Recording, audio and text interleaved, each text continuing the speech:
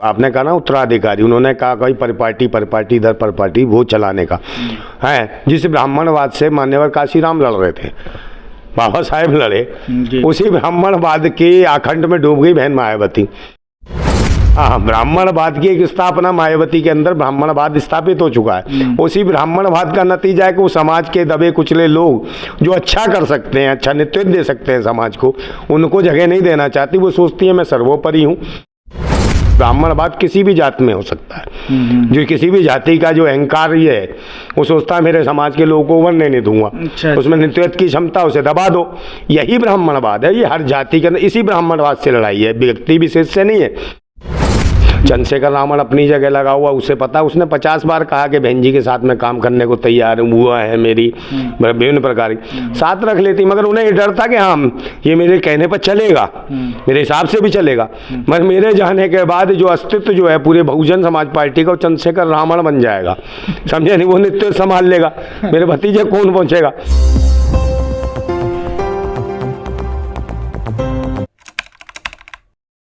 नमस्कार, मैं हूं ओम प्रकाश और आप देख रहे हैं सत्य संवाद। हमारे साथ में क्रांतिकारी नंदा भाई राजपूत जी हैं। मैं इनके यहाँ पे आया हूं कुछ खास बात करने के लिए, कुछ खास वजह है। और आपको मैं ये बता देना चाहता हूं कि ये नंदा भाई राजपूत जी जो है मान्यवर कांशीराम के साथ में काम कर रखे हैं। उनके साथ में बहुत ज़्यादा दिन इन्होंने अपना टाइम गुजारा है और बहुत करीब से जो है बीएसपी को जानते हैं।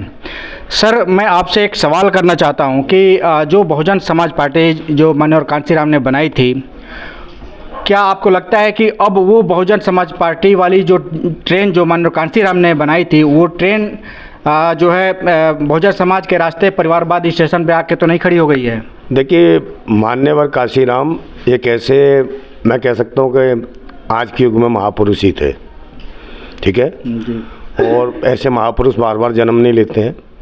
जो बाबा भीमराव अम्बेडकर का जो लिखित जो संविधान है, जो बाबा साहेब ने संविधान लिखा, उनकी विचारधारा को, बाबा साहेब की विचारधारा को अगर कोई ज़मीन पर लाने का काम कर सका तो मान्यवर काशीराम थे। और मुझे मतलब कि उसका बड़ा ही गौरव है, अपने को गौरवान्वित महसूस करता हूँ। मान्यवर काशीराम जी के साथ मुझे काम करने का मौका मिला, उनसे बहुत कुछ सीखने का मिला जी, समझे नहीं? और बड़े प्यार से सिखाते थे और एकदम ईमानदारी से और सच्चाई से बताते थे कि भारतवासियों के लिए क्या होना चाहिए। भारतवासी का मतलब है जो भारत के रहने वाले लोग, जी जी, ठीक है।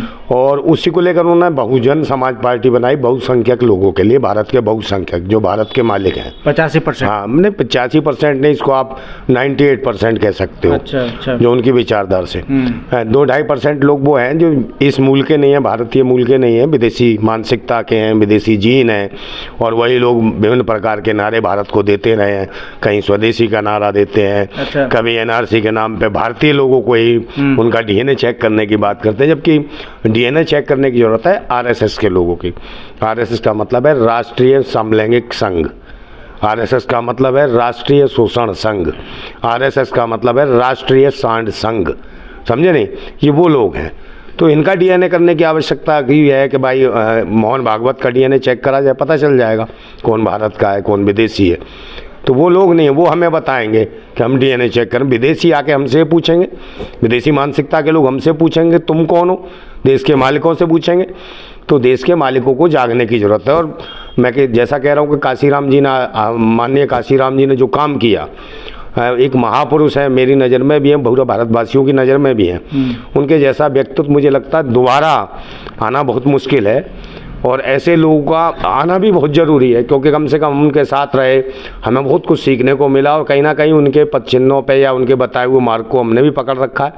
हम भी मिशन के रास्ते पे हैं जी। है वही बाबा साहेब का मिशन था, उसको लेके चल रहे हैं। क्रांतिकारियों का मिशन है, जो देश के जो संपूर्ण आज़ादी की जो हम लड़ाई लड़ना चाहते हैं, जो संपूर्ण आज़ादी हमारी छिपी है भारत के संविधान के अंदर। और संपूर्ण आज़ादी का दिन है हमारा 26 जनवरी। 26 जनवरी के बारे में बता रहा हूँ, आने वाला है समय, जैसा कि अभी गया था हमारा संविधान दिवस, जबकि वो संविधान दिवस नहीं था 26 नवंबर, वो पहले हम कानून दिवस के रूप में मना रहे थे। मगर भारतीय जनता पार्टी ने एक नई दिशा दी कि इसी को संविधान दिवस बना दिया 26 नवंबर को, जबकि वो कानून दिवस ही मन रहा था, अच्छा था। अगर संविधान दिवस मनाना है या कुछ करना है तो 26 जनवरी के दिन हम संविधान दिवस मना सकते हैं, इसको रखना चाहिए था। मगर वो जानते हैं कि बाबा साहिब को किसी ना किसी प्रकार से जो पाखंडवादी मानसिकता के लोग हैं वो उसको दबाना चाहते हैं। तो मैं विरोध करता हूँ, मैं भी उसी विचारधारा का हूँ, भारतवासी, इसलिए विरोध करता हूँ कि गणतंत्र दिवस 26 जनवरी गणतंत्र दिवस, गण का विरोध करता हूँ।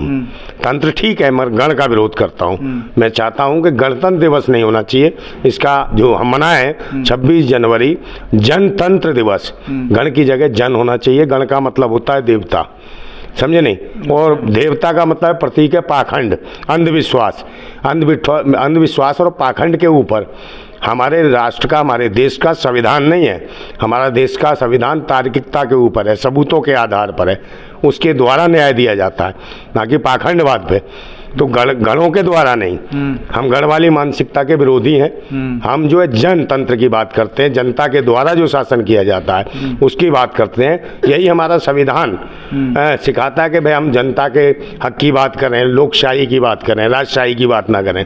यही सवाल आपने कहा कि भाई बसपा कहीं ना कहीं बसपा लोकशाही की ओर से हटके कहीं राजशाही की ओर जा रही है, क्योंकि आपने कहा उत्तराधिकारी उन्होंने अपने भतीजे को बना दिया। तो उत्तराधिकारी किसको बनाया जाता था? राजा महाराजाओं के बच्चों को है। तो मुझे तो नहीं लगता बहन जी कहीं की महारानी हो है, तो उन्होंने कहा कि भाई इसको उत्तराधिकारी बना दिया। जब मानवर कांसीराम थे तो वो पंजाब के थे, आकर के यूपी में जो है बहन जी को अपना उत्तराधिकारी बनाया। अब वो चाहते तो अपने घर के किसी नहीं, उन्होंने उत्तराधिकारी का मतलब ये नहीं है भाई, उन्होंने तो परिवार का लिया ना, परिवारवाद। उत्तराधिकारी नहीं, उन्होंने कहा मिशन के लिए जो काम करेगा वो आगे अग्रणी भूमिका निभाएगा। और उन्होंने मायावती जी को लिया और वो चाहते थे कि महिलाओं को सबसे ज़्यादा शोषण होता है भारतीय समाज में, तो महिलाओं को लेके आए। महिलाओं के प्रति सोच सही नहीं थी, दलितों की, पिछड़ों की, जो उनके दिमाग में भर रखा था। यही वजह थी कि महिलाओं को सबसे पहले लाए, और वो आरक्षण की बात भी उन्होंने करी महिलाओं की। और सबसे पहला प्रथम आरक्षण तो बाबा भीमराव अम्बेडकर ने दे दिया था, समझे, हिंदू कोड बिल ला के महिलाओं को समान अधिकार ले आए थे वो।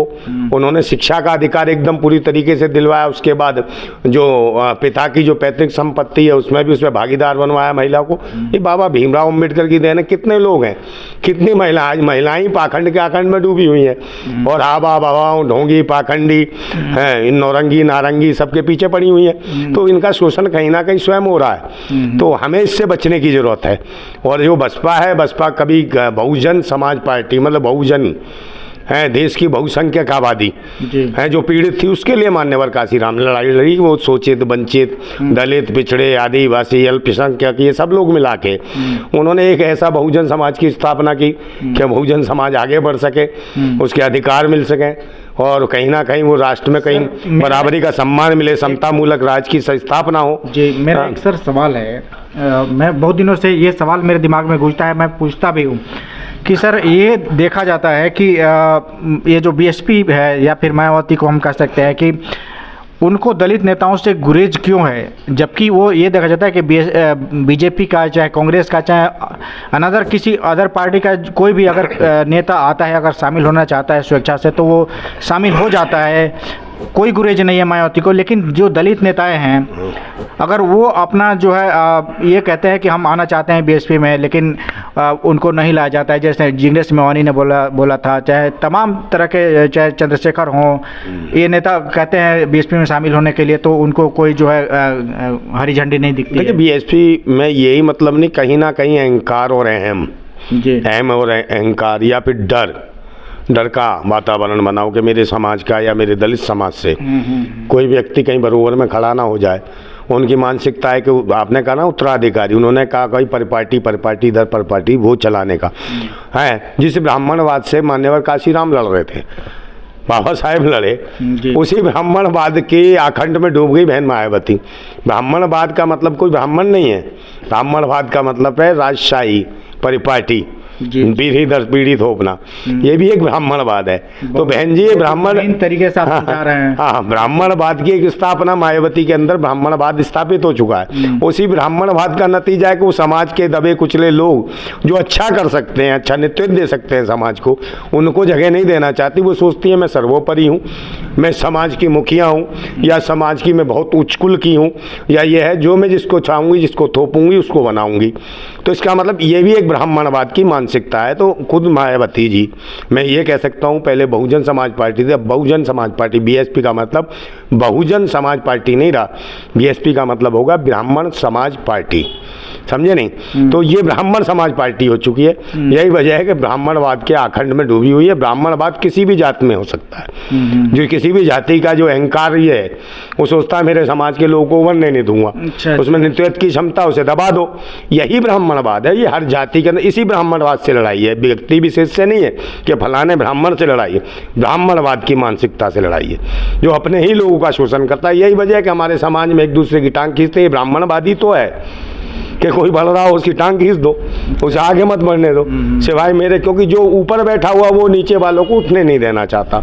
यही ब्राह्मणवाद है, इससे हमारी लड़ाई है। हम चाहते हैं उनके लिए एक रास्ता हो, और दिख रहा है कि कोई नीचे से अगर हाथ उठा रहा है तो उसका हाथ पकड़ें और उठाएं आगे, पर ऐसा नहीं है। अब ये ब्राह्मणवाद है कि नीचे हाथ उठा रहा है उसको लात मार रहे हैं, और जो अपने बगल में बैठा उसको सर पे बैठा दे रहे हैं। तो ये वाली स्थिति है जो अपने भतीजे को ले आई है।